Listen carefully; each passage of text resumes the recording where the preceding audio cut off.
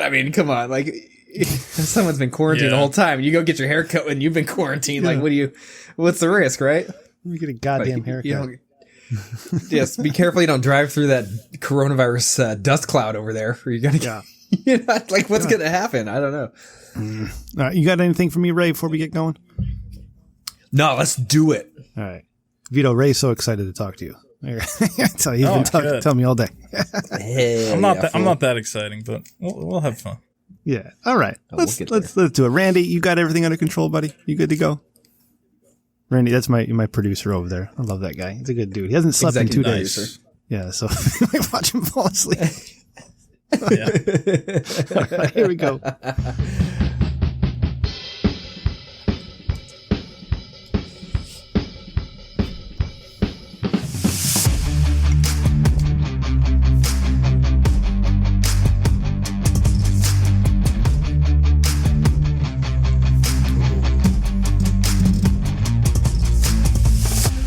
Hey everybody, welcome to episode 109 of The Rich Dickman Show, the podcast that is slightly better than mediocre. I am your host, Rem, and a toilet just got flushed right above me. If you heard that, I'm sorry. But we're here again, once more. Ray showed up late. He's got a farmer stand. He's a guy who wears sleeveless shirts. I don't understand that. I don't understand dudes who wear sleeveless shirts. It's weird to me. That's all right. He's in California, living it up and got a haircut. Ray, what's up, buddy? What's up? Yeah, dude, I have a nasty farmer stand. So K-Stoff and I went golfing on Monday, Memorial Day, and it took us about 5 hours, long course. And by the time I got home, I was pretty red and roasty. I looked like a lobster. Mm-hmm. We can talk about you and K-Stoff, later. All right, don't let my jealousy get in the way. Okay, we'll come back to it. Yeah. Asshole. Ray, okay, before we bring our guest on, I do have to say really, really quickly, and I'm sorry, guest, just 1 second. Last week we had Dick Masterson on the show, and Dick Masterson, thank you so much for coming on the show. It was our fastest and most downloaded episode ever in all 100 and whatever the number is episodes, Ray, and that was good to see. So thank you. And if you're back here again after listening for the first time last week, I hope we keep you. Thank you. Thanks for coming back. But tonight our guest is from the great state of YouTube. He is the world renowned Last Jedi is a cinematic failure, and just recently released The Rise of Skywalker is a cinematic failure. It is Vito. I'm gonna try Gesualdi. God damn it, Gesualdi. Okay. Yeah, it's hard to forget once you hear that first syllable. Gesualdi. Hey Vito. Everybody. Here on the show, I'm trying to get my energy up. I'm a little lethargic today. What are we doing here on the show? Having fun. Now I'm Seinfeld. That's good. Yes. I'll just do that for the whole YouTube show. Voice, man. It's awesome. So as I was telling you before the show, and I'm telling Ray and everybody, I was up in my bedroom and I had a TV going, getting things put away, and I always turn on YouTube because that's what I'm usually watching is YouTube. And I see Vito's Minecraft stream. I forget the proper name of it. Forgive me. I didn't know you did it. So I turned it on and there's Vito playing Minecraft, and my wife walks in. I said, "Hey wife, I'm about to interview that guy on the show." And she's like, "Oh, he's playing Minecraft." I'm like, "I know, it's awesome. Look at that."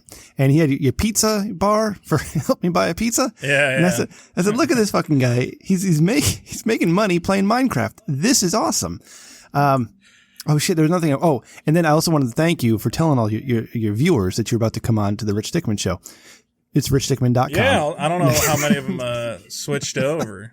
Do they have to listen to it through the Patreon or through the Discord? No. They can download this. We're on all the apps. It'll be Saturday morning. Well, later though, they can't listen to it live. Well, yeah. I mean, if they can get to it live on the Discord, that's the only place we have it right now. On the Discord. Yeah. But well, no, that was cool. For people who are listening at home, if you want to listen live, don't forget to join the Discord channel. That's right. Woo! That do. So it's TRDS1. All right. My energy's so good. Ray is excited because he recently became a big fan. I'm excited because I like your work. You are an interesting YouTuber to me, and you have a lot of energy. All right, let me just start right here. All right, and I'm sorry. I'm jumping right into no it. Problem. The Rise of Skywalker, your 1 hour video on that, fucking brilliant. Okay, and let me tell you why.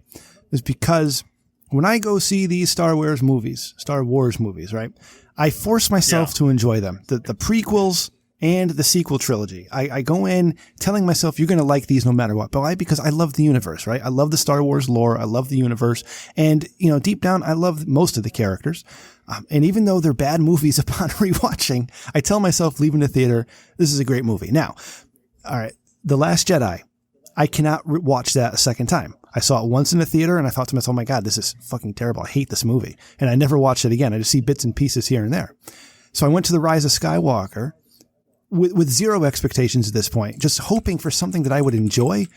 And walking out of the theater, I enjoyed The Rise of Skywalker.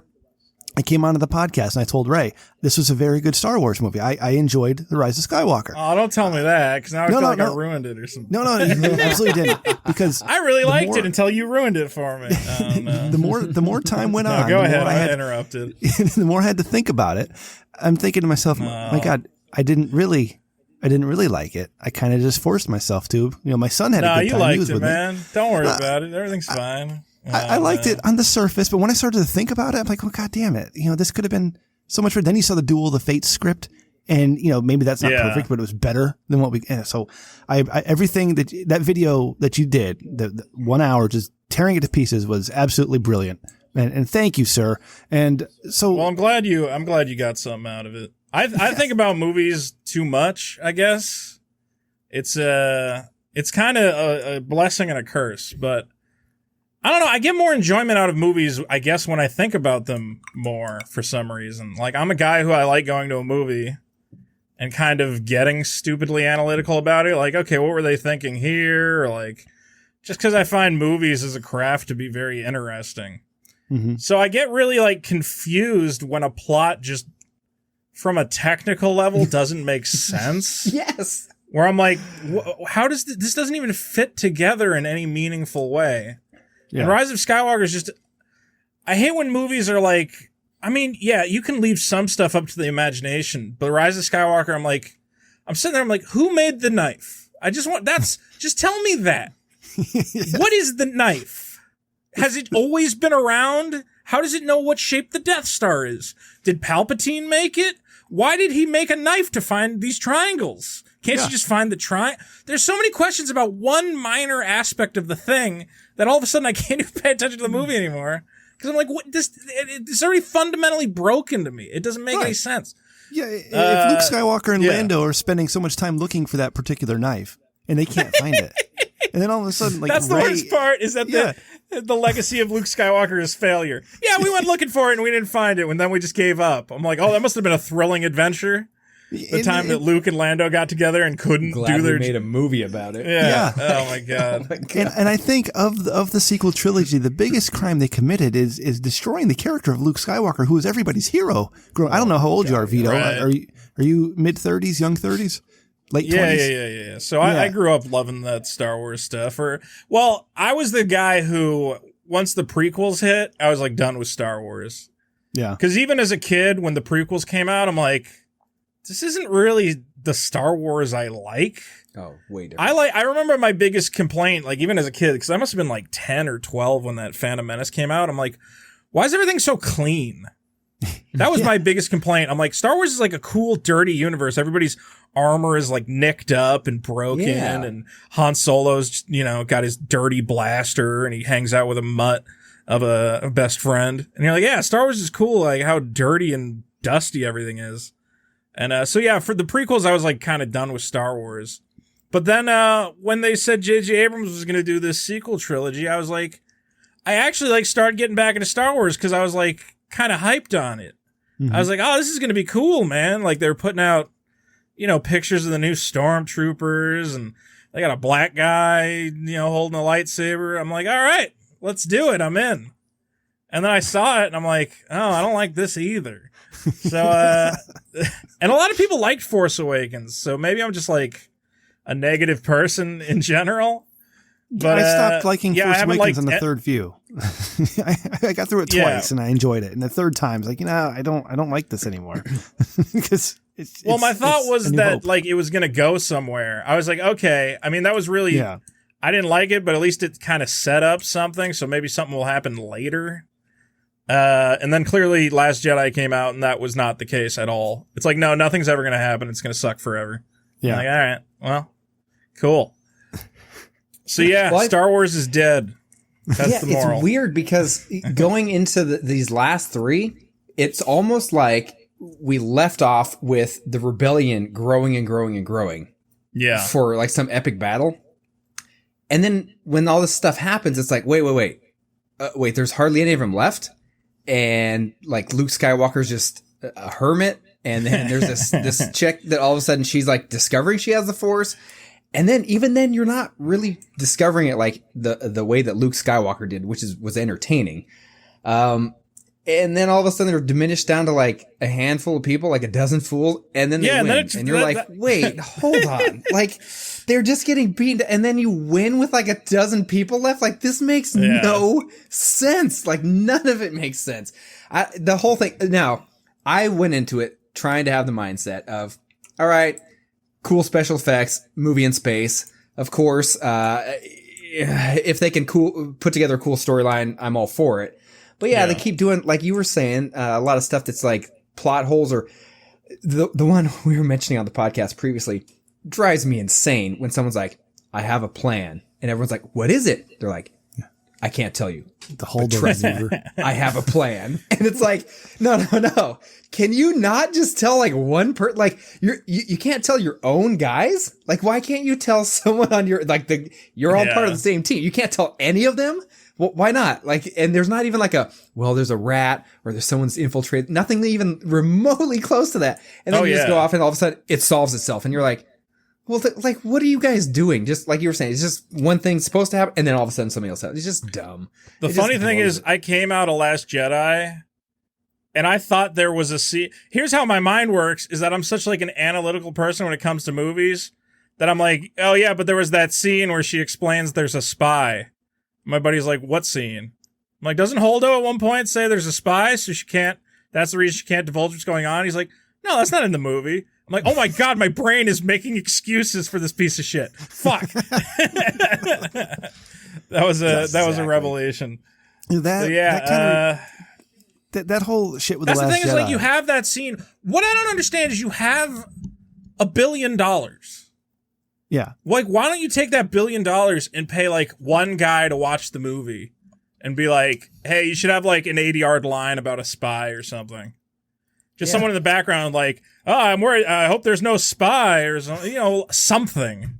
Yeah, exactly. It's like when they allocated the budget, they're like, all right, 90% special effects, 0.0001 to the script, and yeah, we're good. Like, no, it's like no one really put any actual thought into it. And like you'd said in I can't remember which YouTube video it was, but basically saying like the original ones, the reveals, like Luke being, Darth Vader being Luke's father was surprising. It was caught everybody off guard, right? No one saw it coming, in theory, but. And it was an interesting reveal. It wasn't like, oh, I have a secret plan that you don't know about. And you're like, I don't care. This is stupid. Yeah. It just catches you. It's just a fun surprise where you're like, oh, wow, this is interesting. As opposed to, all these, I've got a plan. Or, we're just running around and meeting old people and here's some cameos. And yeah, I mean, again, special effects are awesome. If that's all you care about, special effects, it's fun. You can enjoy it. But yeah, as soon as you try and think about the movie for 1 second, none of it makes sense. Yeah. And it just ruins the whole thing. Yeah. And I'm not even like trying to be one of those guys who's like nitpicky, because I'm like, there can be like little things, but like, I don't know. And also just the way they kill off the characters. Like, as I mentioned in my thing, I'm like, dude, I'm a wimp. I watch movies and I cry. I cry at the stupidest movies. I remember sobbing in the theater watching Joe Dirt. The part where Joe Dirt finds out his parents never really loved him. I'm like, no, Joe, it's okay, buddy. It's going to be fine. Sobbing. I felt more for Joe Dirt than Han Solo dying. Like, how absurd is that? That's how like emotionless funny. All of that stuff felt. It's so easy to have like an emotional moment, I feel. And they just were like, I don't know. He'll just fall down after he gets stabbed.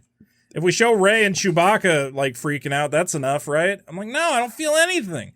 Luke Skywalker dies. I don't feel anything. Leia dying, I think, is like the biggest slap in the face to Carrie Fisher, who's dead in real life. I'm like, dude, Carrie Fisher is legitimately dead. You need to put in your movie like a 3-minute scene talking about how important Leia was and how important she is to everybody. Everybody has a little moment and thinks about it. Instead, it's like, Leia's dead. We got to go do something else. You're like, what? No. Yeah. Chewie, you get a medal. Go work, Chewie. No. Carrie Fisher's dead. This is your moment to memorialize her. You don't go, just stuff her under a sheet. We got to get back to killing Palpatine. So stupid. Like, dude, how obvious is it that you do like the big Carrie Fisher tribute in that movie? It's so obvious. But instead it's just like, nah, she's dead. Who cares?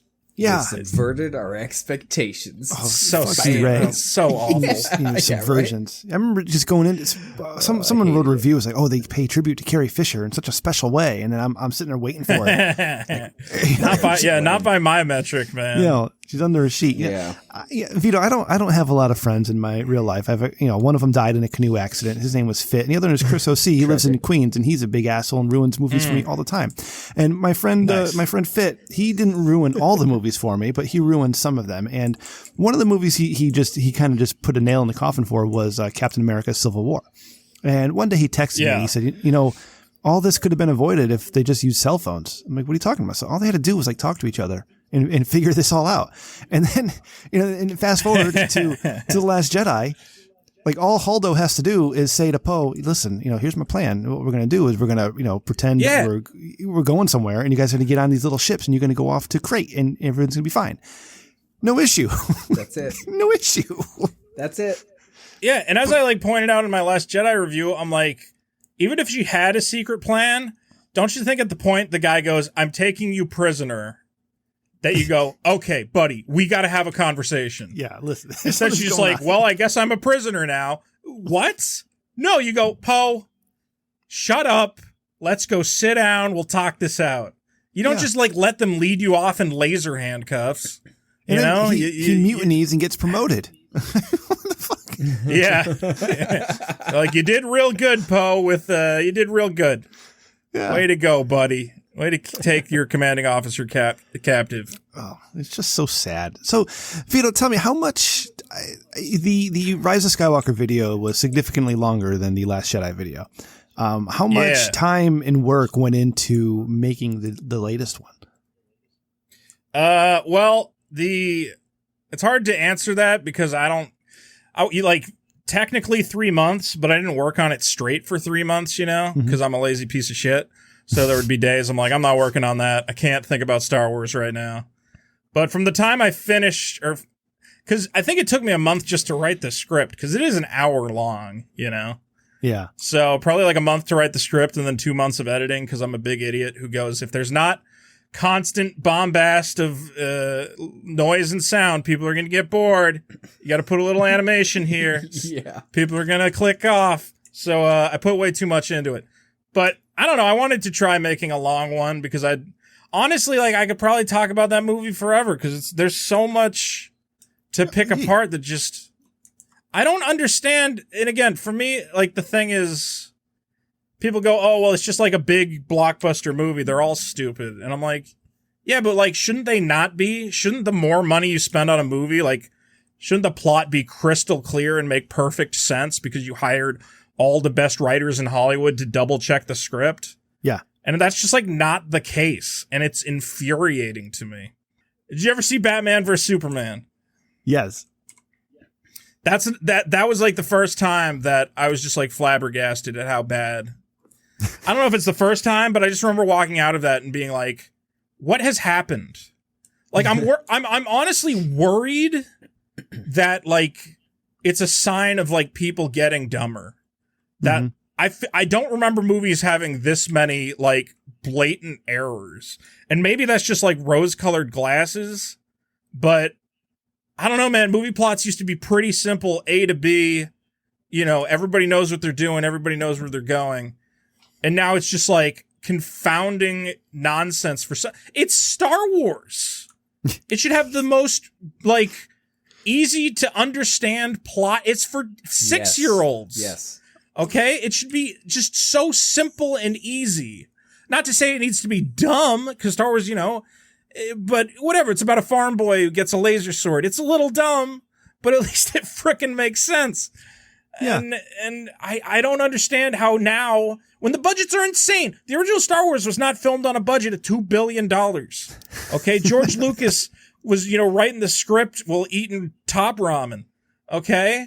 But now you have access to literally all the talent in Hollywood. And it's funny because I watched those little behind the scenes things, and they're like, hundreds of hours were spent on animating the crystal foxes in The Last Jedi. The crystal foxes which lead to... I'm like, who cares about that? Why did you spend the money on that?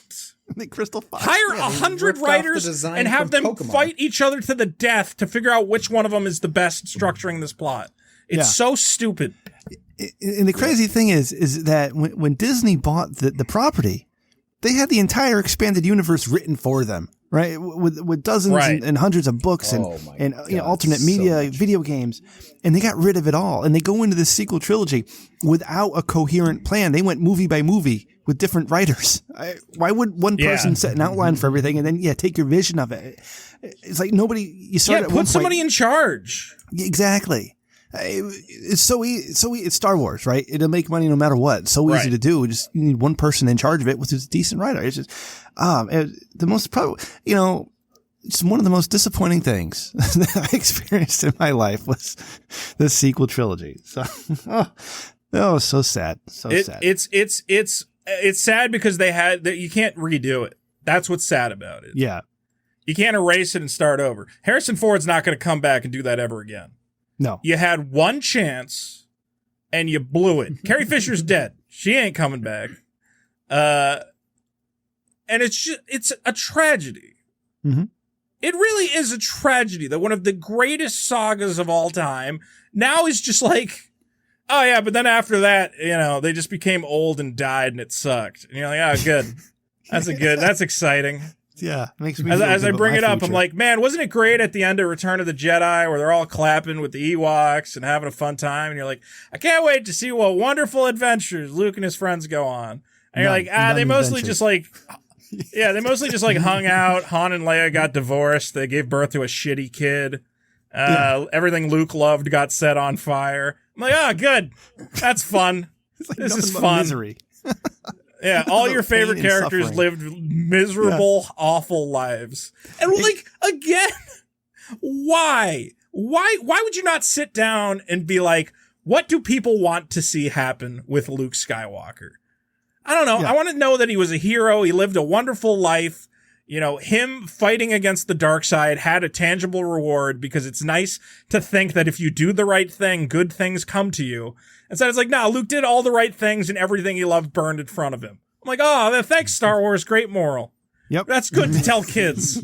You should resist the dark side. Why? I don't know. Just do it. And if it, afterwards, nothing good will happen to you, but you should do it anyway. No, you have to reward. People want to struggle upwards, right? Yeah. Yes. That's my big concern with Last Jedi is when I look at filmmakers now or writers, I think a lot of them are like, well, real life doesn't work that way. Sometimes you don't get what you want. And I go, okay, if I'm watching a Japanese art film about a weird, a sad old man who gets cancer, fine. I'll accept that moral. But if it's a big, stupid Hollywood movie, I just want to live in the fantasy of if you're a good person, good things happen to you. That's all I want. Yeah. I want to live in that fantasy for a little bit. I want to know that Captain America punching all the Nazis. It doesn't end with him slitting his wrists. It ends with him, getting to be with that old lady and having a wonderful time. Yeah. That's all I want. I'm a simple man. Know your audience, right? Yeah. We just want Luke to be happy. And you got Mark Hamill, and Mark Hamill was fighting Rian Johnson. He was like, don't do this. Please don't do this. I need you to listen to me. And Rian Johnson was like, no, this will be great. Everybody wants to see Luke miserable and old. Mark Hamill has been to 1 million of those Star Wars conventions, right? Yeah. He's spoken to probably thousands of Star Wars fans, tens of thousands. And all of them have come to him and said, I want you to know how much Luke Skywalker means to me. Here's what he represents to me. He is a shining beacon of hope in my shitty, dark life that I fill with comic books and garbage. If you need a first-party source on what people think about Luke Skywalker, you listen to Mark fucking Hamill, you moron. It's infuriating. You get the Homer Simpson philosophy of never try. I was thinking of just listening through the shit. So, but you're saying they can't redo this one. You're absolutely right. They can't redo what they did. So, the prequel trilogy, especially especially the character of Anakin Skywalker. In the prequel trilogy, not very good. Not very good. Wooden. The dialogue is shitty. Motivations aren't clear. It's a mess, right? But what they did, they had the Clone Wars. The Clone Wars series, both versions of it, which were absolutely fantastic and actually developed Anakin Skywalker and Obi-Wan Kenobi to the point where, like, oh my God, like, I understand what's going on. Did you watch any of the Clone Wars? Did you get into that at all? I didn't get into it, but I am I've watched like scenes from it, and people tell me it fleshes out Anakin more, and I'm like, well, that's good. It's good that they were able to find a way to salvage some of that. They're still. And I've come to terms with the prequels. I still think they're stupid, but it doesn't ruin Star Wars to know that Darth Vader was a whiny, stupid idiot. Right. It's like, whatever. Yeah. It's still a thing. So yeah, it's good that they have that. All the stories I want are the Anakin Skywalker stories into the Clone Wars, and then the Darth Vader stories after Revenge of the Sith up until A New Hope. That's the trilogy I want next. I don't want to go 100 years in the past. Not any of that bullshit. No, there's some of the Buddha on the screen there. What the fuck is going on? So, Vito, I really love the Star Wars Insight, and I know you got a lot of other great stuff on your channel too, but I've been getting into the video editing myself. My son is making YouTube videos of building Legos and shit, and we have a good time. Nice. And I've been editing his videos for him, and it's been interesting to me. I've been teaching myself, through YouTube classes and all this other nonsense, and trial and error, really. So you said that you wrote the script and then edited the video. So what's your whole process here? Is like you get the idea of what you want to address and flesh it out, and then kind of just pick out scenes. If you wouldn't mind, walking me through the process of it. Well, so as I'm watching the movie, I'll probably have a Google document open. Or not even necessarily. Well, as I watch the movie, I'll take a couple notes, but mostly it sticks in my head. I'm actually going to let me see if I can open up my document and see what I have. I mean, I'm a big organizer, so I try to figure out, I think the big problem with writing is figuring out, how you can have things fit together into chapter parts. So my videos are broken up into chapters, but the chapters will comprise a theme, the idea of the movie's pacing is off. And I'll be like, okay, so I can draw that from the movie. Some people will do it chronologically and they just go through the movie from beginning to end. But I'm more about trying to identify certain themes I want to harp on, I guess. Yeah. So yeah, I'll just start writing, and I have a very loose writing process. I'll be working on a paragraph and then be like, all right, let me try writing about something else, and I'll come back to this, and very much moving stuff around until I have something that looks like a decent script.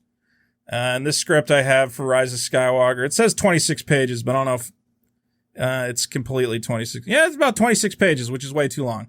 But I cut a lot of this out that's the other thing, is that once I have the script, I'll sit down. I do the voiceover in pieces. Maybe I should just do it all at once so that my voice doesn't constantly, but doing an hour of voiceover is awful. Yeah. So I kind of just do it chapter by chapter. You can kind of tell if you watch the video, occasionally my voice changes. I have two different voices. I have hey, what's going on? It's Star Wars. And then I have, oh God, what's happening? It's Star Wars. So sometimes you can tell when there's a very drastic shift. It's hard to keep track of which voice I'm doing at which time. So yeah, I just do it in chapters, and I record the voiceover, and then and then I try to find footage that'll fit over what I'm talking about. Probably the biggest challenge is finding footage. Cause you got a 2-hour movie and you have a 1-hour analysis. You're going to be reusing a lot. You don't want to reuse the same scene constantly. That's a big challenge. As I think you see Han Solo die 10 times in my Rise of Skywalker video. Cause I'm it just fits everywhere. It's that was so yeah, I don't know. My process is, do the voiceover, drop in footage, and then just constantly be thinking of ways to be creative. You know, in the back of my head, I'm like there's a part where I talk about how I feel like the trilogy, the way it was a battle between Rian Johnson and J.J. Abrams, is kind of like a tug of war between two rich white kids fighting over action figures. Yeah, that's It's like, it's my Star Wars now. No, it's my Star Wars now. And you got to think like, all right, well, what am I going to put there? And I'm like, I guess I could animate something. It's going to be a pain in the ass. Like originally I was going to pay some guy to like draw them fighting or whatever. And then I'm like, I'll just draw it myself and do a really terrible animation job. I don't know, man. It's just really, the thing is, it's hard because I've been going at this so long. I have such a weird set of skills just based on all the different stuff, all the jobs I've had. So I do graphic design. I do video editing. I'm a terrible animator. I'm a terrible comedian. And it all kind of coalesces into one experience. But yeah, I don't know. It's just being creative, thinking of what you think would be funny and go. My advice, when people ask me what should I do on YouTube, I'm like, whenever you have like a terrible idea and you go, no, that idea is terrible, I'm going to ditch it. No. Use the terrible ideas. Yeah. The terrible ideas are the ones that will turn into like disgusting gold, and just push through. Push through. I made a video where I vape a girl's bathwater and go on an insane acid trip that ends with the world ending. And the whole time I'm like, what am I doing? Why am I dressed as a woman in front of a green screen? Like, I need to stop. This is off the rails. It's like, just push through, man. There is no turning back. So, just take your worst ideas and execute them. And maybe they will be terrible, but at least it'll be interesting, you know? Yeah. You got to exercise that imagination. I'm so glad you brought up the bathwater because Ray, were you on the show when I brought that up, or was it still Huel? I think it was you, right? Yeah. Because when that happened, Vito, and I apologize to you at the time on Twitter because you came on the Dick Show soon after that and explained what that whole thing was. I passed judgment without watching the video, right? I was one of those assholes. Yeah, like, no, everybody did. Guy. Yeah, who's vaping this chick's bathwater, right? But then when I saw the video, like, who does this? Yeah, the video and the context in what you were doing, it blew me away and it was hilarious. And so again, I apologize for judgment without watching the video. Well, the funny thing that happened there is like, I guess at the time I had like 10,000 followers. It's not a lot, you know? And I literally was just like, okay, I'm going to make this video. And I wasn't like trying to trick people or whatever. I was like, oh, people will get it's a joke. So I just like held up the fake bathwater jar and I'm like, oh, look, I got the bathwater. Ha ha. I'm going to vape it. And I'm like, people know I'm like a comedian. They're going to get it's like part of a bit. But they didn't. And like it went. And the funny thing is, like, the reason it went viral was because I was technically the first guy to have it. And I'm like, no, dude, I just like printed out a label and put it on a jar of like canned artichokes I had. But they're like, oh, this is exactly the guy who would get it. And the worst part is that photo is really bad. I realized that I have like dandruff on my fucking shirt. And I'm like, oh no, this is the worst. But once it went viral and everybody was ripping on me because they thought I was the ultimate nerd buying bathwater, I'm like, all right, just lean into it. There's nothing you can do now. Yeah. I started holding up like $20 bills, and I'm like, you guys are just jealous. You don't have money for this stuff. I was like, what can you do? You got to play along. Yes. And that's the thing that's weird is like, part of you wants to be like, oh, fuck these guys. They don't know it's a joke and everybody's making fun of me. But in the back of your mind, you're like, yeah, but like they're the dumb ones. So and they're not making fun of you. They're making fun of your character. Mm-hmm. You know, it's a character that you play. It's so, and I still fight with people about it. And they're like, oh, so like there's the meme where it's like, oh, I was just pretending to be retarded. Oh, that's so stupid. And I'm like, it's not that I was pretending to be retarded. I was doing a character. Like when Will Ferrell plays this Bobby, Frank whatever his name is, anybody, yeah, it's a character, man. It's comedy, and it's like weird to try and explain that to people. I don't know. It's all the time. I always go viral for the worst stuff, and I hate it. Every time I go viral, it's humiliating. This is that's because people don't know you. Like if they have no context of who you are, of course they're gonna look at it and be like, ha, this fucking nerd, right? Vaping bathwater. But yeah, and if they don't watch the whole video, which again I hadn't initially, like I just saw the small clip or some highlight or something, and I was like, wow, that's crazy. Yeah, like why would somebody do that? But then you watch the video or have any context of the other content that you've created, And yeah, it makes sense. It's actually, then it's quite hysterical. Like, it's actually really funny. Like, I love it. Oh my God, I love it. Yeah, it's like, this is that video is pretty wrestling. good. There were things I would have done differently, but then this stupid British kid Pyrocynical was ripping on me, and I'm like, I gotta just put it up now. This stupid Pyrocynical, this, the YouTubers. Oh, that's another thing about YouTube. Develop a British accent, and you'll instantly increase your viewers by 10 times. There's an entire brand of YouTuber that is just. Yeah, I'm gonna have to do that. All right. What do you call it? Americans just have a stupid fascination with British accents. It's like how Piers Morgan and what's that guy from American Idol? Simon Cowell. They're not that interesting, but they have British accents, so it's funny or interesting. Yeah. It's just fun to listen to them talk.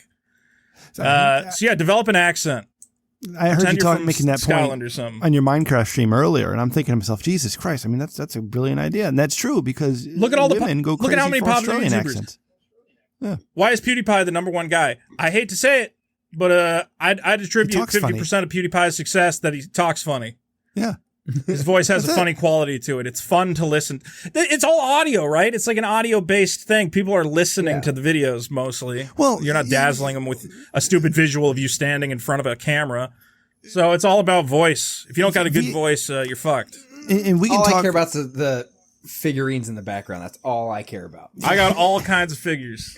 That's all. Are you guys into figures? No, I'm kidding. But yeah. Yeah, I'll show you my figure collection. I got mad cool shit. It's funny when you're talking about the voice, Vito, is that like the video, the Last Jedi review and the Rise of Skywalker review, the way you speak, the way you enunciate, and it are very different in the two of them. The Rise of Skywalker, in my opinion, was way more enjoyable because you were so animated and you're so much more fun to listen to. Not that the Last Jedi wasn't any good. It's just I was able to watch an hour. No, I definitely took a different tactic where in the Last Jedi one, I occasionally get animated. And in this one, I'm like, let's just be animated like the whole way through. I think people enjoy that part better. Absolutely. And and it's not I don't want to say it's like an act. It's just like a headspace I got to get into, or I'm like, all right, I'm kind of mad right now. I'm gonna be mad at this Star Wars. Yeah. So it is. Voice is an important part of the YouTube experience. It's weird to think about, but find your voice, find out what tone people enjoy listening to you in, and just go for it. Ray likes listening to me get drunk and try to read things, so that's what we do here on the Rich Dickman Show. That's great. Yeah, that's fun. This is kind of going totally off topic now, Vito, but it's popping in my brain and I don't want to stop. You were on the Dick Show earlier this week, and I just finished that episode today, and you had mentioned the Wellbutrin came up. that you were on Wellbutrin. So now I have a point. What is your experience with Wellbutrin so far? Anything weird?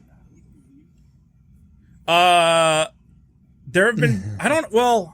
I'm on two different things. So I'm on Wellbutrin and bupropion, but I think Wellbutrin is the thing that has the most side effects. Yeah. I got like crazy horny for like a week. Really? Just like furiously horny. Okay. So the reason affect any of your is that what you were? Is that what you were looking for? Content changes to porn. It's kind of subsisted, but now it kind of seems like it's subsisted, and now I have no sex drive, so I don't know what's happening. It's bouncing around. And the only reason I bring that up is because back in 2007, 2008, I want to say probably 2008.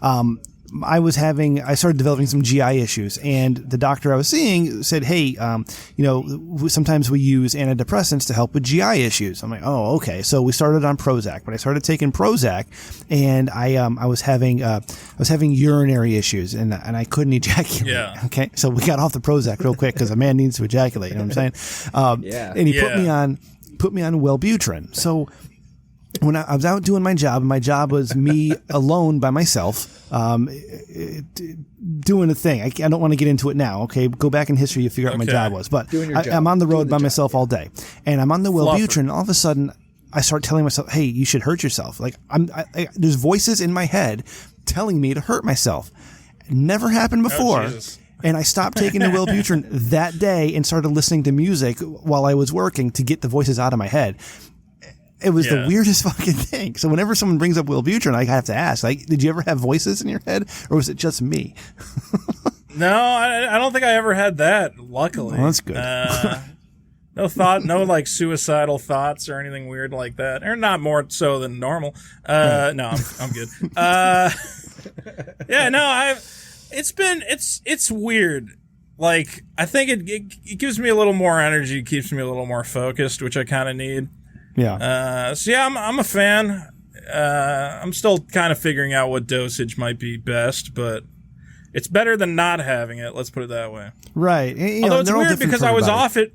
Yeah, I was off it for a long period of time, and I thought I was just going to be like totally like miserable. Like my dad died this year, and I'm like, oh, I'm going to fall apart. And instead, I've just been like, I think just having been on it, I'm just like, I don't know. What are you going to do? Life sucks. I'm like, I'm sorry for your loss. I don't know if I'm more adjusted or I've just given up. What do you? Yeah. I don't know if this is good or bad. At least then to deal with this bullshit we're all going through now, I'm probably pissed off and just wear a mask. Yeah, honestly, yeah. I mean, part of me is like, oh, it's fine that he's dead. He would have died from this shit probably. So yeah. He just jumped the gun a little bit. How old was your dad when he passed, if you don't mind me asking? Probably would have been 55 or something. Oh, geez, very young. Okay. So, like, my dad is 71. My mother is 67. They're 4 years apart. And they're prime candidates, especially my mother, prime candidates for Corona. All right. Cause she's got some health issues. And my father, he's worked with chemicals his whole life. He was a smoker for 40 years before he quit. So, I mean, I think he's immune to everything, but they're prime targets for this shit. And so I don't mean to transition into Corona. I don't know why this is coming up, but they're all eager. Well, my dad is eager to get together with the family again. My mother, not so much. And I'm just trying to, hey, you guys, I'm anti-lockdown. I understand why they're doing what they do, and I'm anti-mask, but I understand why they're wearing masks. So I don't fight it. I'm not one of those assholes who's gonna, the government is taking away my rights. I'm just gonna sit here and seethe inside and deal with it. But trying to explain, maybe we shouldn't get together because I don't care about anybody else. I care about you guys, and I'm an essential worker. Right. So I'm out in the cut every day, and I don't want to get them sick because I don't want to get that shit to them because at their age, chances aren't great. So it's scary. Right. Yeah. It's scary. Like, I'm worried about my grandpa. He's basically got to isolate and only have my uncle bring him anything because it's like, yeah, you can't have anybody go over there. And my stupid cousins are like, we want to go visit grandpa. And I'm like, if you visit grandpa, I will come and hit you in the head with a brick. Leave him in his house. You stupid kids are running around. You don't need to see him. Call him on the phone. Right. So leave the old people alone. Yeah, it's a nightmare. Protect the old people. I'd get together with Ray in a heartbeat. But the old people, forget about it. Yeah, I mean, I've been going over Dick's place occasionally to do his podcast or whatever. So yeah, and I was gonna say, we haven't gotten sick, LA? luckily.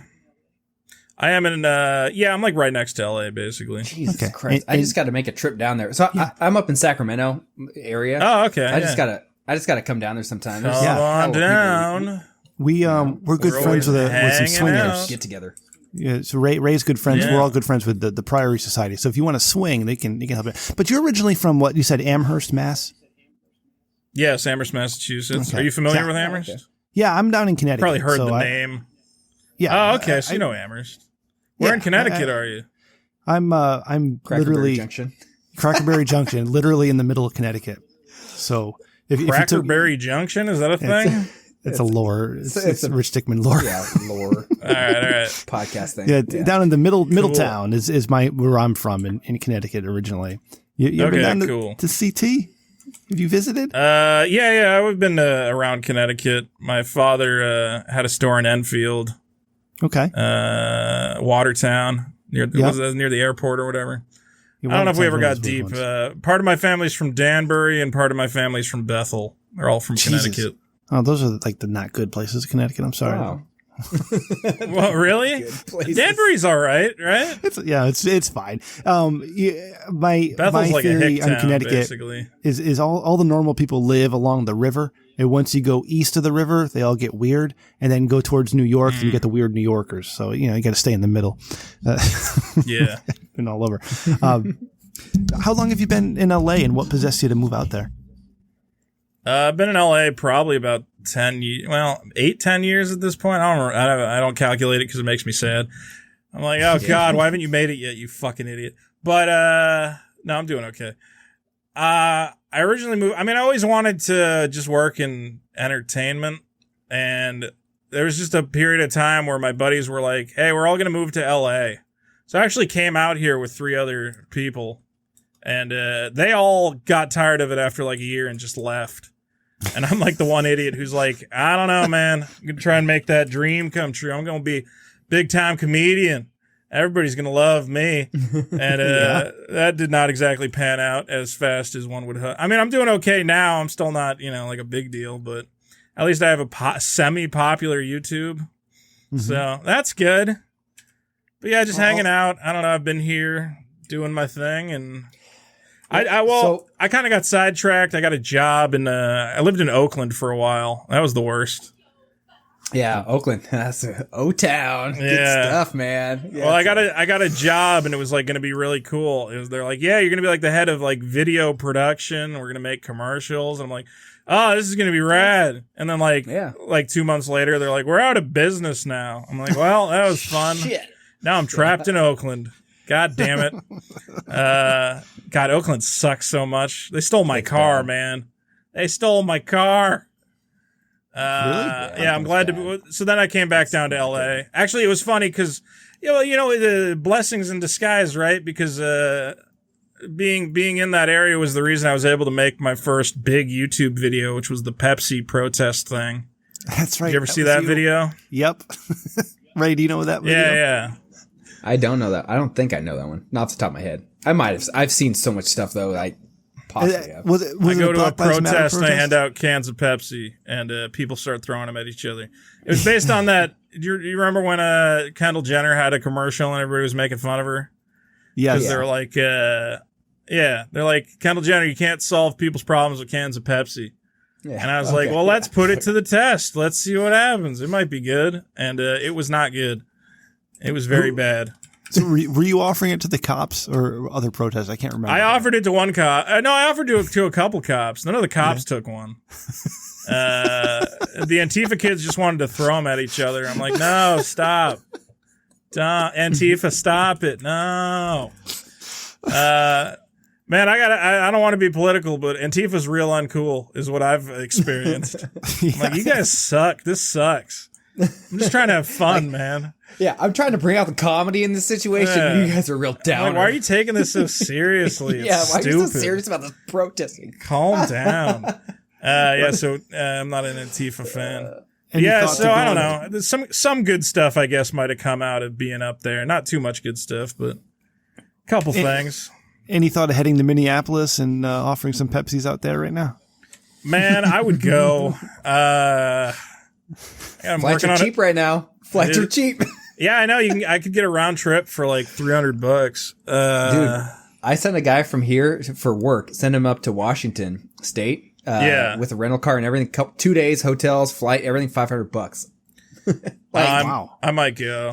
I don't know. But the problem is, I feel I'm always worried if I go, like they're gonna be like, the riot's over. I'm like, I just got here. They're like, sorry, you missed it. It's over.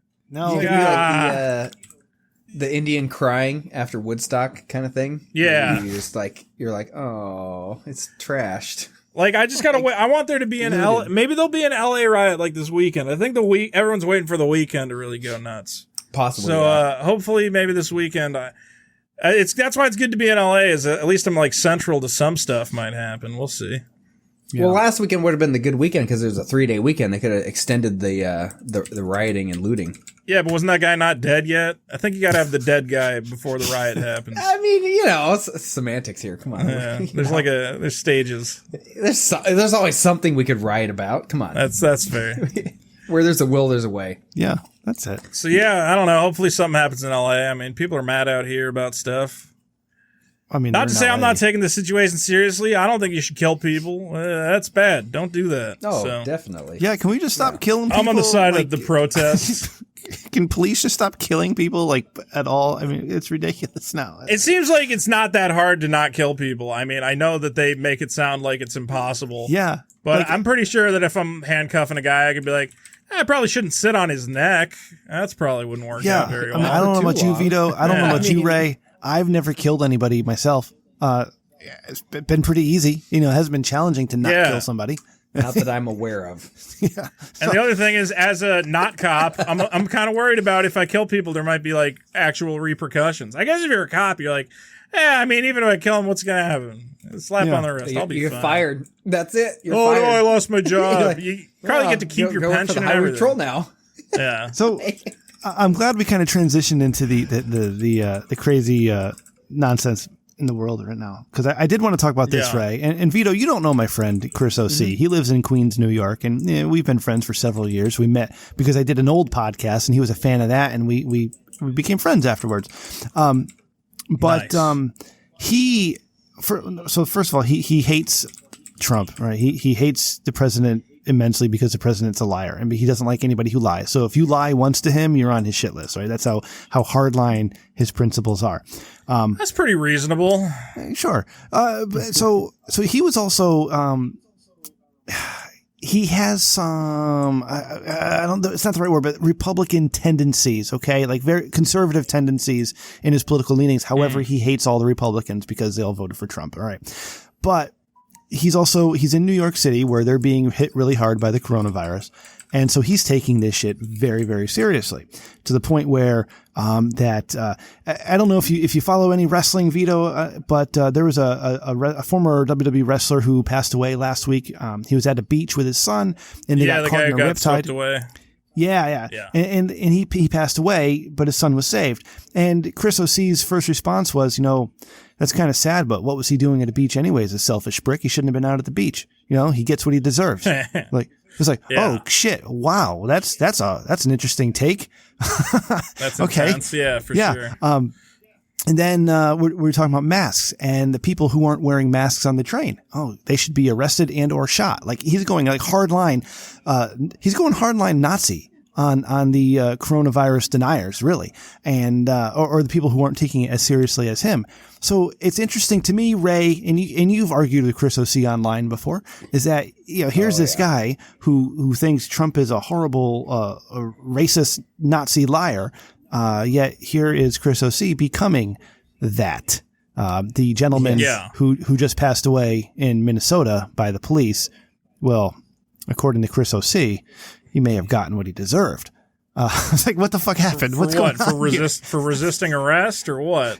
I don't know. What did the guy do that he deserved that?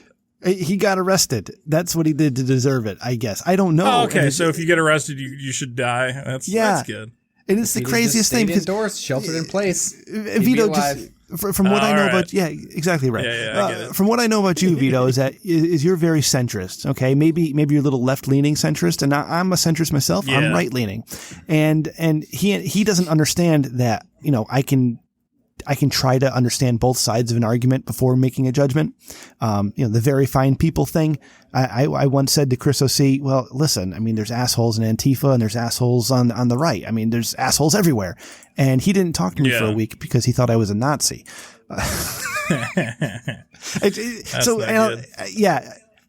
don't know what your experience is because, you're a prominent figure online and you've given your opinions on such things and OnlyFans and such.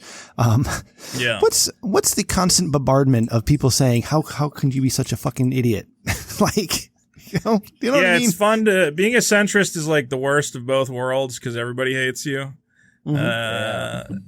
But I mean, I don't know how people aren't a centrist. Because to me, I'm like, I don't know. Don't you like everything that happens? Like, why is it teams? Feels like we're playing team sports. Where it's like, dude, if we don't all get on the same page on a thing, we lose. Right. I'm like, what are you talking about? They're like, we all got to come to an agreement on, all right, we're all against this guy, or we're all in favor of this thing, and we all want abortion or whatever. I want abortion. More abortion. That's what I'm going to say. I think every time you get an abortion, they should give you a $50 Chili's gift card because it's just good. It's just good for everybody. And if a girl wants to have 5 abortions so she can have a Chili's feast, fine. I got no problem with that. There's no loopholes I'm worried about. Oh my. Anyway, what? It's funny. This is a good idea. Pro-abortion, they want to take your guns away. This is a classic as well. centrist argument. Yeah. Trojan anyway, hates you. Trojan's going to have an anti-campaign against you. They're like, no, maybe. we need more condoms. What do you call it? So yeah, being a centrist is the worst. And I don't know, man, but I'm just like a guy who I'm like, it seems like a lot of the times certain people are wrong. Sometimes people are mad at Trump and I'm like, I don't know, man, I don't think he did anything wrong. Sometimes people are mad at Trump and I'm like, yeah, that guy did something wrong. So it just changes depending on the situation. That's how it should be. Yeah, I mean, I don't think Trump's the worst thing that ever happened. I think that having a loud, obnoxious asshole as the president is not productive. It does not unite the country, and that's probably the biggest problem with Trump. But I'm not going to come down on the guy because he says, I don't know, some Mexicans are rapists. And I'm like, I mean, some Mexicans are probably rapists. That's reasonable. Technically, I guess. I mean, it's a hypothesis that they're sending the rapists, but I don't know. I can't prove or disprove. I don't know why you make the statement, but I mean, I suppose the statement's true. Yeah. Like, yeah. I mean, but then, what am I supposed to do? But then there'll be stuff where I'm like, the problem is you get into these things where like everybody defends Trump so intensely that when he does say something stupid, like, you have to, maybe we could inject ourselves with, can we inject that disinfectant? And you go, yeah, that was a really stupid thing to say. And people are like, no, that was actually a really smart thing to say. And just come up with this insane reason as to why. Yeah, and I'm like, exactly. It's not a smart thing to say. You're the president.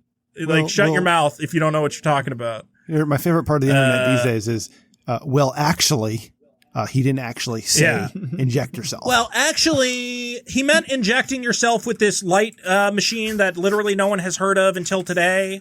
Yeah. And you're like, yeah, but then why did he say he was being sarcastic? And they go, well, he's playing 4D chess. People don't understand that there is a... And you're like, just shut up. Yeah. You just have a million fucking excuses for this guy. Why can't you accept that he might be wrong sometimes? Why is that so weird to you? Yeah. And it goes both ways. That's all it is. It goes both ways. Everybody's right sometimes. Everybody's wrong, like throughout their lives. And do we have to sit here and say every time this person is always right or always wrong? No, that's not the case. And that's what's crazy. Like Chris O.C. just hating Trump, to me, it drives me insane. Because it's like, okay, yes, the guy does a bunch of dumb shit. So does a lot of people. Yeah. But that doesn't mean that everything he says is wrong. And it doesn't mean, conversely, everything he says is not right. Can we not judge it by every action? Right? Like, it just ends conversation in its place. You can't even have a conversation to have a discussion about what's going on because, that's his opinion and you will not change his mind and he will not listen to what you have to say. And if he does, well, apparently you're a Nazi. So, that's where we are. Well, I was thinking about this today and I was trying to remember. Has Trump ever apologized for anything he said? Have the words probably I'm sorry or I apologize for saying something? That's never happened, right? It's a sign of weakness. Of course not. Well, that's the thing is that at some point in society, apologies went from being a noble thing to a shameful thing. Yes. It used to be an apology was like, all right, this guy's owning up to what he did. He understands that it was wrong. And we as a society are going to accept that and be kind of thankful that he did that thing. Now an apology, like these guys who get canceled and they go, I'm sorry. Everybody goes, yeah, good, you fucking piece of shit. That's what you get. And you're like, no, this is the apology time. Yeah. This is the time where we congratulate people for growing as human beings. It's like, nah, this is just him admitting he's wrong so we can lay into him more. See, and I'm like, that's weird? Where we went wrong. This is the one where I saw this one the other day. Yeah. Everyone bagging on Jimmy Fallon. They're like, fuck that guy. And you want to know why? Because 20 years ago on SNL, he wore blackface. And now, for whatever reason, I don't know why it's now. And it was about, he was like, I didn't get that far into it. I just breezed through it. Yeah. All I saw was apparently 20 years ago on an SNL skit, was in blackface, impersonating Chris Rock, who was also on SNL. Apparently didn't necessarily ask for permission, if you will. Right. But all I see is on Twitter, it's this just timeline of, oh, fuck that guy. Jimmy Fallon's a dick. And it's because just saying, that was first of all, it's because they couldn't get Robert Downey Jr. on it. So they got somebody else. Well, yeah, yes. Well, and then everyone's like, yeah, he's racist. It's horrific. And all I'm thinking is, now I couldn't tell you what the skit was, any of that stuff. All I know is, I'm pretty sure he wasn't doing it sitting there thinking this will be fun to be racist. Yeah. He's also, this will show those blacks. Right. Like the scenario doesn't add up to him trying to be racist is all I'm saying. He doesn't have a history of racism as far as I know, but everyone's calling for him to apologize. And you know what he did? I saw on Twitter at some point, it popped up on my timeline. He apologized. And I was like, oh, what a cuck. But should you? But should you? Right? Right. And all I'm thinking is, do you remember? I couldn't tell you who it was. Maybe it was Eddie Murphy, but someone that did like a white face or something like that. Like, like just saying, like, if it's comedy, it's comedy. It's funny. I remember watching that skit, and I think it was Eddie Murphy. He's walking around, and I thought it was hysterical. Like, just saying, like, if it's comedy, it's comedy. But the whole apologizing thing and like making people apologize, and like you're saying, it's almost frowned upon. Or I shouldn't say that, but yeah, it's well, Ray, the demanding of the apology is power. Mm-hmm. It negates it. Whoa. Yeah, well, yeah, I dealt with a very, very mentally ill person for several years who would demand an apology any time. Yeah. That they perceived me as being wrong. And, when I didn't understand what was happening, God, I'm so sorry. But then when I realized, wait a second, I didn't do anything wrong. Why am I apologizing? And then I realized, it's because they want to hold that power over me. And that's what the apology is now. It used to be a noble thing, as Vito said, and now it's something you have to do in order to be accepted. And they still don't accept. They still cancel the shit out of you. Yeah, especially when it's almost like I said, I mean, we're talking, you bring up something from fucking 20 years ago, that, I mean, why is it a big deal now? Right. But also, again, it's in a comedy sketch. So as far as there's no like a preface of like, here, let's try and be racist. Right. So to all of a sudden, like, bring that up, it's like, let's get an apology out of this guy. And then to have him do that, it just doesn't seem like the timing is right. Like you're saying, Rem, and like, where's the sincerity in the apology? Not that Jimmy Fallon isn't sincere, but like when all of a sudden people are demanding it, the timing does not make any sense. And yes, it is literally people that are doing basically what you're saying is, trying to hold some sort of power over him. Like, oh, I found this thing. Let me see if I can get him to apologize. Is all I see it as. Yeah. Well, that's a big part of what Twitter is the never before have you as the individual had the ability to contact a celebrity, or not even contact them, just effect change towards them in a mass way. Like, there's never been a form of communication where you can just start a mass movement by everyone retweeting a thing, which it's a very bizarre situation that we're in. And I think a lot of people just go, my God, I've never been able to fuck with celebrities before. This is fantastic. Right. I'm going to abuse the shit out of this new power that I have. And it's terrible. It's definitely going off the rails. And there's no coming back. This is going to keep going for the next several years until. But Vito, speaking of racism, I'm so glad I heard this today. Classic segue. Is you recently discovered that you are part Jewish? Is that correct? That is correct. I mean, according to this Jewish scholar guy, I don't know if he's the preeminent, whatever you want to call him, but there's a list of names that are Jewish gentlemen, and I am one of them. Right. So technically, Jews have told me that real Jews, it's passed down through the mother. So I'm only like descended from Jews. I'm not automatically grandfathered in or something. I don't know. It sounds like Jewishism to me. Yeah, grandmothered in. It's funny that you recently discovered something about your heritage. Is that you don't know this about Ray, but Ray. About it was it now 18 months ago, Ray? Yeah. Ray discovered, and now you see Ray on camera. Ray discovered he is a quarter Chinese. You see my farmer's tan. How are you a quarter Chinese? Because my dad's half Chinese. I mean, but did you not know your dad was half Chinese? He didn't know he was half Chinese until about 18. So that's the whole. Did he not know his parents or something? He did. Or he thought he did. And How would he not know his dad's Chinese? Okay, so I'll give you the 30-second rundown. So my two sisters and brother-in-law live together in the Bay Area. For what, God knows what reason. They were putting together the family tree on Ancestry.com or whatever. And just inexplicably, they were like, huh, this is weird. These Chinese people keep popping up. It makes no sense. There's no one in our lineage that's Chinese. So I don't know how they did it, but they convinced my dad to take a DNA test, 23andMe or whatever. Comes back 50% Chinese.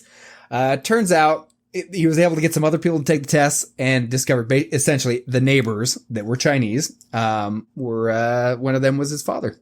Oh God! So, yeah, that kind of thing. You're right. So that's new. I didn't know that. So before, now Ray. I am. Yeah. So yeah. Oh, I don't know how much I've gotten into. How has he dealt with that revelation?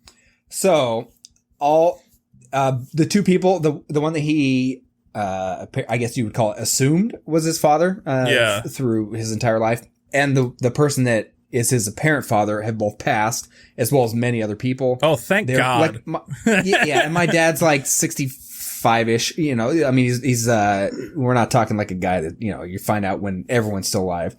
Right. But yeah, I mean, and I asked him, I was like, so what does that change for you? And he's like, nothing. Yeah, kind of same thing for me. I'm like, what am I supposed to do? The joke around here, you might know this in Northern California, but so Sac State is Sacramento State, pretty big college over there, and we got UC Davis over here in my neck of the woods, and UC Davis is known for a high Asian population, if you will, and that's the joke is we're like, man, you know, my dad graduated from Sac State. He's like, shit, I should have gone to UC Davis. You know what I mean? Like what do you do, right? Like, yeah. I don't know. Like, am I supposed to all of a sudden go and like start checking another box on my thing or like acting differently? Like, can you find this out? Like, what do you like? That's what I'm saying. That's why I always when say you go to Panda Express, stupid. You just kind of nod at the guy behind the counter. You're like, hey, yeah, how's it going? Making the Chinese. I know all about this noodle stuff. I get it. Yeah. You nice. guys need some help back there? I can step right in there and just help you. Yeah. Oh man, yeah, that's weird. I mean, it's like sometimes you can't tell. Like, you'd never think Louis C.K. was Mexican. You know? Is he really? Yeah. You're like, oh, okay. You probably wouldn't think frickin' Dex or Dick would be Mexican. No, Dick that one shocked Masterson. me too. Yep. Yeah. Yeah. But that's my thing is like, does it matter? I mean, as far as like who cares? To some people it does. Some people it's their whole thing, you know?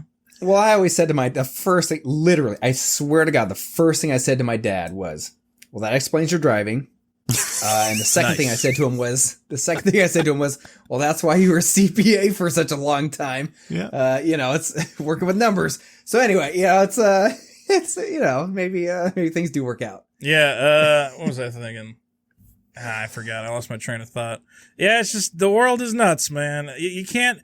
You know what? Because like the worst people are the people who do fixate on their racial heritage. You know, like that weird kid in high. Did you have one of those weird kids in high school who was like convinced he was Native American? I had a kid who was part Native American who was receiving $800 a month because of it in high school. Yeah, and he was happy to tell us. $800 a month. Goddamn. Yeah. We had this one like kind of half retarded, like clearly white kid who I think was like 5% Native American, and he'd just like have feathers in his hair and play his flute in the hallway, and we're like, all right, man, seems like you're having fun. But for some people, it just becomes like their whole thing is like, you know, I remember I had this one teacher, the whitest lady you'd ever see. I was like, you're whiter than the sun. But she was always talking about how she was, you know, Hispanic and or great Hispanic heritage. And I'm like, all right, sure. If that's what's important to you, I'll go along with it. See, but for the most part, you got to get past that shit. You can't be hung up on that nonsense. When I was in high school, to work with a redhead. It was the Italian kids like to tell you how Italian they were. Barry, that's for you. My dad's so Italian. He built 3 chimneys yesterday, and they'd walk around with the big gold chains. And they were Sicilian Italians, and that's what we have out here in Connecticut, Sicilian Italians. Nice. And so they'd have the big long pepper, either tattooed on them, or they'd have the thing hanging in their car. Yeah, and it was, and being part Italian myself, I was like, God, dude, this is ridiculous. Like, what the who cares? Who cares who the fuck you are? Like, nobody gives a shit. Yeah, I mean, like, I'm Italian, but like, I don't do anything with that. You know, it's like, it's fun. you make little jokes. You go, hey, I'm the Godfather. Hey, whatever. I don't have any. Yeah. I don't have any connection to Italy. Although my sister's getting us Italian citizenship. We're grandfathered in, apparently. Oh, nice. That's awesome. Yeah. If your grandpa or like even like your great grandpa, if he came over on the boat, you're still Italian technically. No shit. So I can get Italian citizenship. As long as you can trace the lineage. Yeah. Oh my god. Yeah. Where are you living?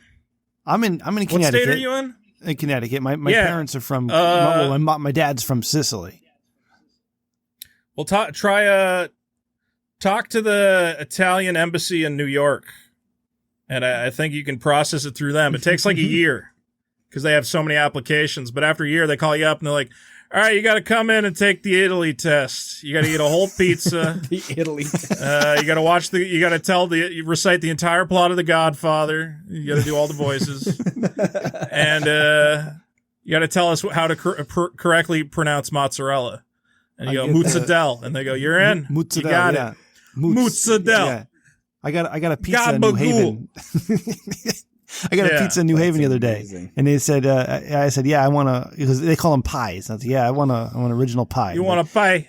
Yeah. You want a mozzarella on that? I said, yeah, I want mozzarella on that. You fucking idiot. Yeah. You want some mozzarella? Hey. Forget about it. Yeah. Anyway. Italian people drive me crazy. I'm going to do that, though. I'm going to have Chris O.C. take me to the embassy, and I'm going to be look it up. Citizen. Look up how to do it. Yeah. Because then when shit hits the fan, man, we're going to Italy. Well, that's the funny thing. I get Italian citizenship, and we found out because we're Spanish Jews. So what happened was the Jews had the Inquisition, and they forced my people to convert. We were forced to become Catholics. Nice. We were denied our Jewish blood. So, but we get Spanish citizenship if we wanted as well. How did we go from Spain Jews to Italians? It doesn't make any sense. I love it. Mm-hmm. So yeah. Oh man. I'm a Jewish Italian man. Spanish Jewish Italian. Everyone thinks I'm Jewish because I got a big ass nose. Yeah. Which is even more fucked up because I have no sense of smell. I didn't want to say anything because I didn't want to come across Shitty as hand on anti-Semitic or racist, Ray. But yeah, now that I look at it, but so big fucking nose. So Vito, I say this all the time: don't let your identity be part of a group. Let your identity be you, the individual. Fuck you, Ray. Which, what I'm saying, because again, I've seen a bunch of people. Like I said, the whole, you take the DNA test and all of a sudden they're like I got one of my, in-laws that he's a chef, loves his Italian heritage. His Italian father was adopted. He's not Italian. His grandfather. So it's like, oh, well shit. Yeah. Your whole like, oh, I'm Italian, I'm a chef thing. That's out the window. And all I'm saying is you be you. Don't make you part of a group. So that's why I'm curious how you finding out that you're Jewish, apparently, like, has that actually changed anything for you? Do you actually? I mean, I was really excited. I'm not going to lie. I love the Jews. Mm-hmm. I love the Jews so much. Oh, God. The Jews are so great. Because you know what the best thing about the Jews is? Like, every other religion is so fucking goofy, man. You got fucking Christians. We're just inventing shit. Like, oh, there's the Easter bunny. What the fuck is that? Why? Yeah. It's to celebrate Jesus coming back to life. Why is it a bunny? Why does he give out candy? Because Jesus came back. What? Yeah. They're Avengers Santa Claus, Saint Mother Teresa, and Saint Francis, and all the bullshit. Yeah, it's all nonsense. All our holidays are nonsense. Jesus wasn't born on Christmas. We just stole all the pagan holidays. It's goofy. And then Islam, I mean, let's not get too into it, but come on, the guy's flying around on a horse and doing bad things. But the Jews, though, man, it's great. All their holidays are about how much they fucking suffered. They're like, we're going to eat this shitty bread because we were in the desert and that's all we had. And you're like, that's so hardcore, man. Like all their all their holidays mean something. They don't go, oh, it's the Hanukkah monster. Watch out. He's throwing dreidels at all the kids. No, there's none of that. It's solemn and nice, and I like it. They take their religion, seriously. Now, if you can't eat bacon or shellfish, that's a little too far. But luckily, most of the modern Jews, they're over that. Yeah. I don't know, man. I just think the Jews, it's great. They're God's chosen people. They've been through so much, and it defines their culture in a way that I find very interesting. And you're a comedian, so that's it works, why they're all works great for that's you. why they're all great comedians, because they've grown up in households where suffering is the primary theme of the day. Yeah. What our people have been through. Oh my! You can never be happy because your grandparents were in the Holocaust. Imagine growing up like that. Why are you laughing and playing? I don't know. I'm just a kid. I have fun. Your grandpa was in the Holocaust. You don't know how good you have it. That's what I understand as the quintessential Jewish experience. I don't know. It's very interesting to me. So I'm excited to be Jewish. Mm-hmm. I'm going to see if there's a way to make it official. I don't know. I'm not going to.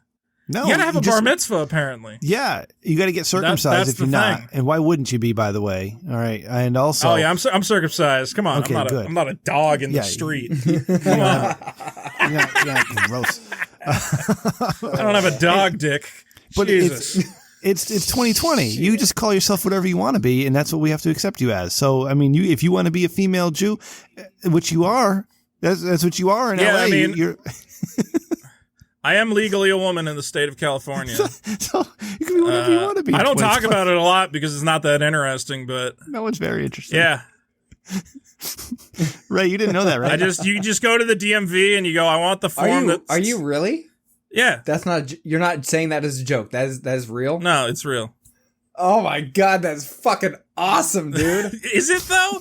I don't make a thing out of it. I just No. I go, they go, why are you a woman? I'm like, because the state of California legally says I'm a woman.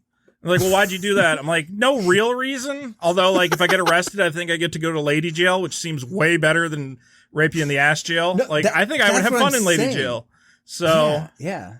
If I wasn't in California, I could get cheaper car insurance, but it is illegal to charge gendered health insurance in California. Yeah. There's guys in Canada though who they change their gender because they have these sports cars, and you just get cheaper insurance by being a lady. Why not? Yeah, I could apply to be a female-owned business and get tax credits, but dude, I don't want to fill out the forms. You want to know? I'm in the construction industry. You want to know how fucked up that shit is? Okay, you do this. So change gender. There's when you're in the bidding process for jobs, they try and do this thing where they say they need to have a certain number of female business owners and disabled veterans and things like that. So what these guys do is they literally start a business, and you might be able to do this. You could make tens of thousands of dollars doing this. For example, here's what I swear to God this is fucking true. So say you're a disabled veteran. Yeah. All you do is you have a fucking paper company, and all you do is say, you got your license. You bid the job, but you find someone to subcontract out all the work. So you literally do zero fucking work, but you get the job because you're a disabled veteran, and you literally subcontract out all the work. So all you do is let somebody else do all the work. You put your name on it and you skim off the top. That's California for you in a nutshell. There was a recent business owners, disabled, whatever the fuck, minority-owned businesses, all that shit. Dude, these guys are making grip loads of money literally just doing that. It's fucked up. So if you want to make some money, I could hook you up. Oh, nice. Get you into that. Well, what do you call it? There was a big scandal recently because all these guys were just like going to Native American tribes, and they go, if you let me into your tribe, I will give you $10,000.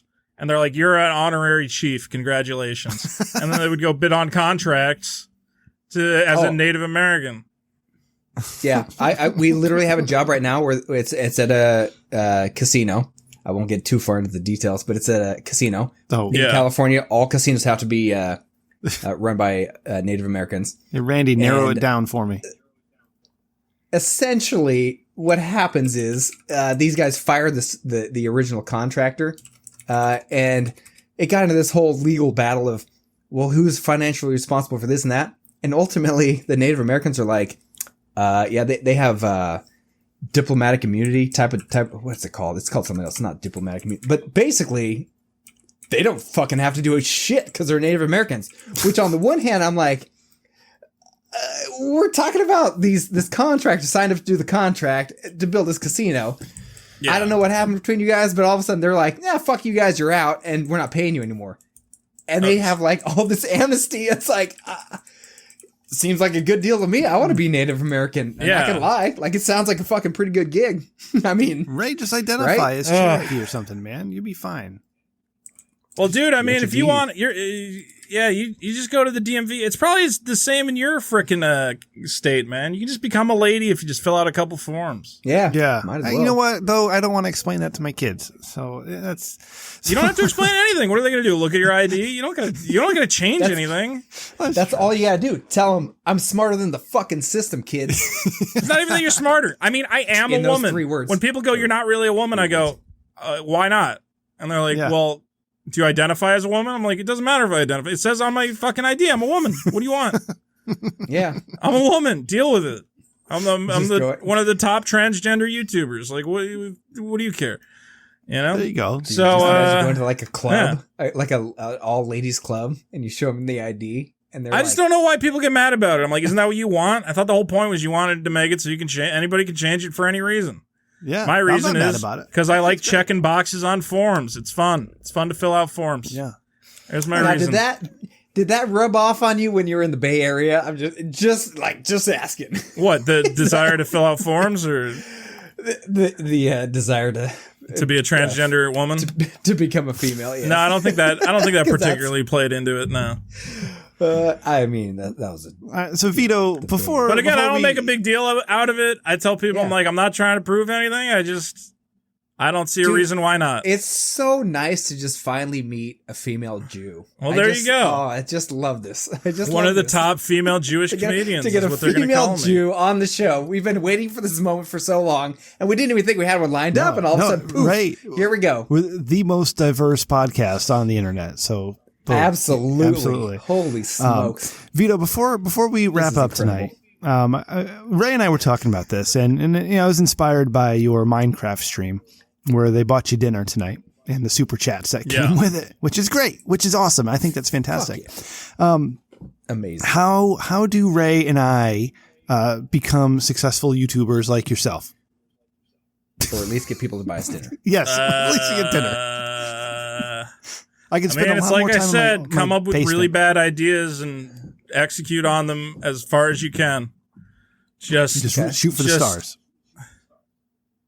No, like shoot for the garbage bin, man. Make complete nonsense. Okay. Like you should as you're making the video, you should have no idea what's happening. And just be like, I don't know, we got a camera, we're dressed as chickens, we're at an ice skating rink, something's going to happen, and just go for it. So cuz I what mean, you're saying is the Lego building isn't going to do it for me. Well, I mean, maybe if your kid's real fun with his mouth, again, having a good voice. Yeah. Watch those dumb kids. What's that dumb kid that, what's his name? Ryan's World? I'm Ryan. It's Ryan's World. Look at me doing stuff. Blah, blah, blah. You're like, all right. I guess that's what kids like. I thought about doing that. I want to be one of those kids YouTubers, but all my videos become like really weird and boring almost. Like, there's one guy who makes these videos where he's just like, oh my God, you guys, the boss baby's calling me. It's 3 a.m. and the boss baby's calling me. I'm so scared. What's the boss baby going to say? And I want to do that, but then me and the boss baby just have like an hour-long conversation about business ethics. Where I'm like, a real free market is not possible, boss baby. Like, you need regulation. And I just want to trick kids into clicking on that and getting really bored. I'll do that with you. I'll be the other voice. You want to be the boss baby? I'll do it, dude. I swear to God, dude, that kind of I wanted to make what it is. Yeah, go ahead. I'm a sucker for that. All I'm saying, I'm a sucker for the long con, if you will. Like, just fucking play it out for, like, if I have an hour to kill, I will fucking do it. Like, I don't even care. Ray, you won't even text me during the week. Fuck you, Ray. An hour to kill. You go golfing, that's what I'm asshole. saying. I don't have the time, but like if I do have an hour to just kill, oh my God, I love those kind of jokes. Vito, call me instead. You just fucking run it out forever. Yeah, just come up with terrible ideas. I wanted to do one with those guys who like open those toys, you know, the boxes, the unboxing of toys. Yeah. And just like a drama about one of those guys who goes, oh, we're gonna unbox some Shopkins. And then he finds out he has cancer. Don't even get me started. I got kids, dude. You know how many fucking Shopkins videos I've filmed and posted one to YouTube? Ray. I want to do a drama though, and it's like episodes. He finds out he has cancer and he's like, what am I doing? So he's opening those Shopkins and he's like, oh, we got a Twinkle Star ice cream cone. There's no meaning to any of this. And he's just looking at the camera at the kids. He's like, I don't know what I'm doing anymore. He's just falling apart on camera. Vito, I think we have an idea. I think we need to collaborate. And let me tell you why. Okay, because Ray had an idea. All right, I know you probably haven't listened to the show before, and that's fine because we're a pretty small podcast, all right? But we have a couple of adult film stars who are regular guests on the show. One of which her name is Sarah Starr, and she is an adult performer. And we had her on the show several times. And we pitched this idea to Ray. Had a dream, or Ray had an experience where he was like naked in front of his delivery man, but the delivery man wasn't there because of no contact delivery. I was literally taking a shower and had to go. So we pitched to Sarah Starr. We said, listen, I think we could do some Rich Dickman branded porno that's not really porno, where, you're in the shower, okay, and you just place a food order, and as you're getting out of the shower, the doorbell rings, and the food order is early, and you're like, oh shit, what do I do? So you throw on your Rich Dickman t-shirt that says Thick Bitches Love Rich Dickman Show, and you race down to the stairs, and you're thinking, oh my God, this is pretty sexy. I'm actually kind of horny. Not only is he bringing me my food, but maybe I can get with the delivery guy. You know what I'm saying? So she opens the door with a very seductive look, ready for action. And the viewer is like, oh boy, here we go. Let me get that little Ray out and we're going to have a good time. And then she opens the door, she looks down and, it's contactless delivery, excuse me. And the food is there on the step and there's no delivery guy. So she looks around, she picks up her order, and then that's it. That's the end of it. That's just the end of it, right? Yeah. What we need, Vito, is we need some VO over that. We need narration. So I think that we can have a collaboration. Well, if you ever want to send me a script, energy. I could probably drop some, what do you call it? I could probably come up with, or record some VO. Yeah. It's pretty simple. You could be a delivery guy. Hey, I'm here with your order. And, I think this would be fun. Well, if you get a script together and you film it, let me know. Send me an email or something. This is our Last Jedi of porno. We're gonna subvert everybody's expectations. yes. Well, that's what it's. I don't know. It's making fun of coronavirus, if you will. It's but the whole point is like you lead into it as if it's a full on porno, and we're using someone that is an actual adult film star. Yeah. Therefore, you lead into it full blown. Here it comes. Yeah. And then, they just leave the food at the doorstep and they leave. So it's like, fuck. But, but yeah, you get some production quality, get some collaboration with someone like yourself. Oh my God, it could be fun. I'm down, man. Yeah. Send it my way. And I would show you the shirt that we have picked out that says Thick Bitches Love the Rich Dickman Show, but they've already been mailed. All of them have been mailed out to have they been mailed, Ray? Are they in the mail stream now? They have. Yeah. I literally watched them with my own eyes. Today? I went to the post office. Okay. I went to the post office. I watched them be mailed. Yeah. If they were not delivered or are not delivered, we're going to fully blame the post office. You can go ahead and send me those tracking numbers because I know somebody who works for the post office. I will. And we can see where they are. Yeah. All right. Now, here's the other thing. I did send them to the 3 lovely porn star ladies that we've had on the show. So they have the tracking numbers. I will send them to you as well. Thank you. Just in case that. So, I'll have my friend at the post office take a look. Take a look at those. Yeah. Yeah. No, Vito, we don't have much of an audience. We're just really big in the BBW porn community. So. Oh, nice. That's where all the good stuff is. Real big. All right. Vito, this has been great. Thank you so much for coming on and just hanging out with us for a little while. We did have one voicemail, Ray, and Ray's got to get paid. I'm sorry, Vito, to do this here. I keep you just a minute longer. Yes. Because the way Ray's contract works is he makes bumpers. And we have to play at least one of them on the show every week, so he gets his $5 for it. Good, bad, doesn't matter. Make bumpers. So forgive me. Here comes a bumper. This is the voicemail bumper. Yeah. I hate this one. You're right. You got to do this one over. Bumper on your right. This is a badass guitar riff. Okay. And finally, here's your voicemails. We did get one voicemail this week. Sorry, that guitar riff's too cool not to play twice. Christ. All right, here we go. You should have received a notice in the mail about your car's extended warranty eligibility. Oh, Since shit. we have not gotten a response, I did. we are giving you a final courtesy call before we close your file. Press 1 to speak with a warranty specialist about possibly Is this parody? extending or I don't understand what's happening coverage. here. To be removed and placed on our do not call list, press 2 or call our 800 number at 844-989-1708. UST 239RPG. Okay, RPG. They're awesome. Hey, did you guys know the 800 numbers do 833 and 844 now? I just learned that today. I just learned the 833. Because there's too many of them? Yeah. Fuck. I'm sorry for that, Vito. We had to get Ray paid. No problem. You know how it is. Podcast contracts, all that fun we love stuff. our voicemails. Yeah, they're always top notch. Just the best. All right, Vito. Tell me, and I know where, but tell my audience where we can find your content, where we can follow you, how we can see what Vito's up to in the future. What's plug your stuff. Go to youtube.com/Vito. It's probably the best place to go. You can also find me on Twitter at Vito Gesualdi, which no one can spell, so I should probably change my my Twitter name. But youtube.com/Vito. You can also, you probably don't want to subscribe to my Patreon yet, so go get familiar with my content first. And you can also go to killdozer.industries to check out my fun merchandise. Not sure if you guys ever play cards. You guys like Cards Against Humanity? Or you like the idea of it? Ray probably does. Well, check out Enemy Weapon. It is a card game, which is reversed because my camera's reversed. But by Vito Gesualdi. It is a card game. Go to enemyweapon.com and you can check it out. I kickstarted this about a year ago. We raised $10,000, and it is a hilarious game where you fight a variety of enemies. Let's see. I'll give a quick demonstration. Okay, the Dalai Lama, so there's two different types of cards. There's enemies and weapons. Enemies are the prompt for each round. The Dalai Lama, he says he's achieved complete and total enlightenment, and no mortal instrument could possibly shatter this state of utter tranquility. The win condition is to piss off the Dalai Lama. So then everybody has a series of weapon cards. So you might use ISIS. And you got to come up with how ISIS is going to piss off the Dalai. I think that would piss off the Dalai Lama. He spent a lot of time getting his shit together, and ISIS just starts breaking it. Seems legit. Yeah, it adds up. Chili Pepper. We got Kevin Spacey's sex dungeon. That would probably piss him off. He doesn't like thinking about that. Yeah. Yeah, kids in there. A sizable collection of disturbing and illegal bestiality porn.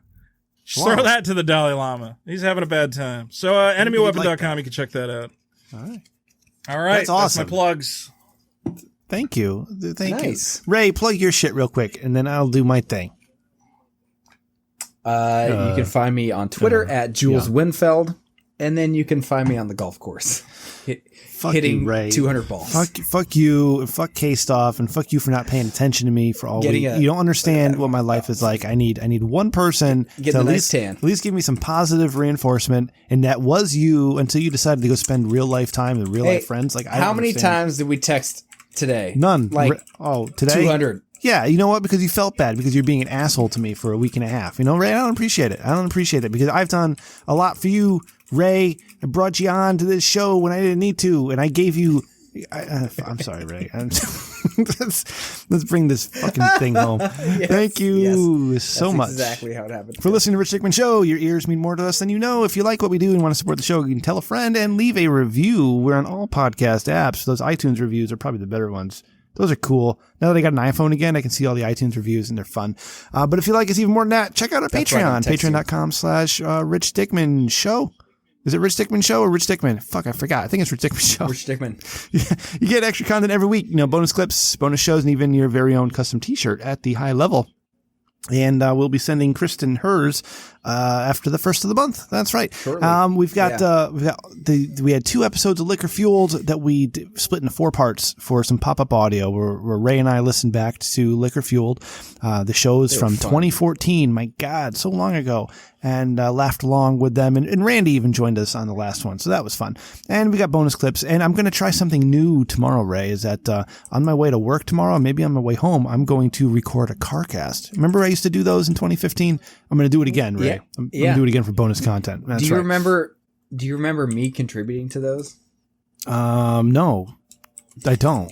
I'm sorry. Did you? All right, we'll have to have a discussion about that. Well, that'll be a bonus episode. Let's do that. Yeah. All right. Let's plan for that. Maybe we'll do it this weekend. All right. You can find us online at richdickman.com for all your Rich Dickman. Oh, fuck, God, see, I get drunk and I can't read this shit. All your Rich Dickman needs. Rich Fuckman. Yeah. Click that merch tab. Get yourself some swag. We've got the brand new Rich Dickman t-shirts with Ray's face on them, my face on them. We got hoodies. It's not really hoodie weather anymore. If you have a baby, Ray has babies. He bought his kids onesies. That's right. We got onesies up there as well. Check us out on YouTube and subscribe. We'd love to see some subscribers there because we post the episodes on YouTube. And maybe that car cast will be a video cast, and that'll go up on Patreon and then YouTube a couple weeks later. But thanks for listening. Find us at richhickman.com. I did that one again. Check out Isaac's podcast, Chimping Out with Isaac Jackson. And, oh my God, Ray, this one's tough. This one's tough. Chimping Out with Isaac Jackson. That's right. And be sure to listen to the nobodies over at the Not for Human Consumption podcast. I almost said Rich Dickman Show. God damn, richdickmanshow@gmail.com. Follow executive producer Randy at Sir Zero with an E. You can follow producer Ryan at Ryan TRDS. You can follow us at Rich Dickman Show and my mother at Rem_Mama. And of course, I am at Rem Dickman. And finally, if you want to leave a voicemail and tell me that we owe a car payment of some sort, call the Dickman line 860-316-4776. Vito, once again, thank you so much for giving us your time and spending it with us. I got to tell you, it's just so much fun to watch your Minecraft stream like an hour before you're on the show. And then you tell, hey, I'm going to be on the Rich Dickman Show. I don't know where you find them, but I'm going to be on the show. It's just the best, Vito. Thank you. I've figured it out eventually, so they'll find it. Oh, no. And there's people that were apparently watching your stream that are in the live chat, which is awesome. Yeah. When it goes up, I'll send the link around. And there's a baby that Ray's holding up for some reason. Why would you do that, Ray? Just pictures of your wife. Pictures of your wife. And you know what, Vito, is Minecraft, like, it looks like so much fun. I just wish I could spend more time doing it. I just don't have time for games anymore. But, Vito, do you have a well, it's good if you server? stream. It gives you They've got ray tracing. Yeah. Do you have a server I can join where I can steal all your shit? Play video games. I don't have a server. I should make one. I just play you on should. my own thing. What is that? A castle that you built on a mountain or something? My castle's sick. It's got all sorts of stuff. I'm not good at Minecraft, but I got a cool castle. Block deep walls. All right, man. I'm gonna go use the bathroom. Listening. Have fun. See you, buddy. Thanks a lot. We'll see you next week. I'll send you my Audacity file. Yeah. Appreciate it. Good night. All right, bye. See ya. He fucking literally failed. He got tired. He had to go to the bathroom so bad. He's been holding it for 101 minutes straight at least. He's like, oh my God, can you wrap this shit up any faster? Poor Vito. Yeah, I'm just going on with my bullshit, on and on and on. Awesome. I gotta piss, dude. I gotta piss so bad. Yeah, can you wrap it up any faster? I gotta piss so bad. Yeah. Hey, you can unmute people, Randy. That's fine. Nah, we don't really like any of the people that are in the chat. We got Spaghetti's here. Hey, Spaghetti. Just kidding.